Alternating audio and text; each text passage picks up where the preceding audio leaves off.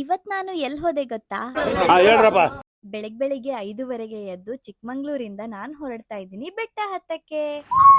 ಈ ಫಿಗರ್ ಎಲ್ಲೋ ನೋಡ್ದಂಗೈತಲ್ಲ. ಬೆಟ್ಟ ಹತ್ತಕ್ಕೆ ಎನರ್ಜಿ ಬೇಕು ಅಂತ ಮ್ಯಾಗಿ ತಿನ್ಕೊಂಡ್ ಹೋದೆ. ಈ ಗಾಡಿಯಲ್ಲಿ ಕೂರ್ಸ್ಕೊಂಡು ನಮ್ಗೆ ಬೆಟ್ಟದ ಕಡೆ ಕರ್ಕೊಂಡು ಹೋದ್ರು. ಯಾಕಂದ್ರೆ ಅಲ್ಲಿ ತುಂಬಾ ಗಾಳಿ ಇರುತ್ತೆ, ಬೇರೆ ವೆಹಿಕಲ್ಸ್ ಎಲ್ಲ ಹಾರೋಗ್ಬಿಡುತ್ತೆ. ಫೈನಲಿ ಗಾಳಿ ಮಳೆ ಜೊತೆ ಎಲ್ಲ ಯುದ್ಧ ಆಡಿ ಕರ್ನಾಟಕದ ಅತಿ ಎತ್ತರ ಪೀಕ್ ಗೆ ಹೋಗಿ ರೀಚ್ ಆದೆ. ಅಲ್ಲಿ ಒಂದು ಬೆಕ್ಕು ನನ್ ತೊಡೆ ಮೇಲೆ ಕುತ್ಕೊಂತು. ಬೆಕ್ಕಿನ ಜೊತೆ ಸ್ವಲ್ಪ ಆಟ ಆಡಿ ಕೆಳಗಡೆ ಹೋಗ್ಬೇಕಾದ್ರೆ ಫುಲ್ ಫಾಗ್ ಇತ್ತು. ಎದುರುಗಡೆ ಇಷ್ಟು ಗಾಳಿ ಇತ್ತು ಅಂತಂದ್ರೆ ಯಾರು ಅಂತ ನೋಡಕ್ಕೂ ಆಗಲ್ಲ. ಅಂತದ್ರಲ್ಲೂ ಒಂದು ರೀಲ್ಸ್ ಮಾಡಿದೆ.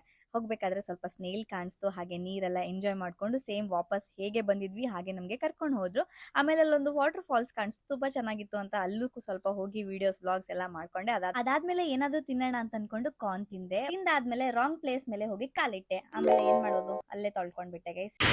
ಅದಾದ್ಮೇಲೆ ಬ್ರೇಕ್ಫಾಸ್ಟ್ ಮಾಡ್ಕೊಂಡು ನೆಕ್ಸ್ಟ್ ಲೊಕೇಶನ್ ಕಡೆ ಹೋದೆ. ಮತ್ತೆ ಸಿಗೋಣ ನೆಕ್ಸ್ಟ್ ವಿಡಿಯೋದಲ್ಲಿ. Okay bye. Bye, tata, good by.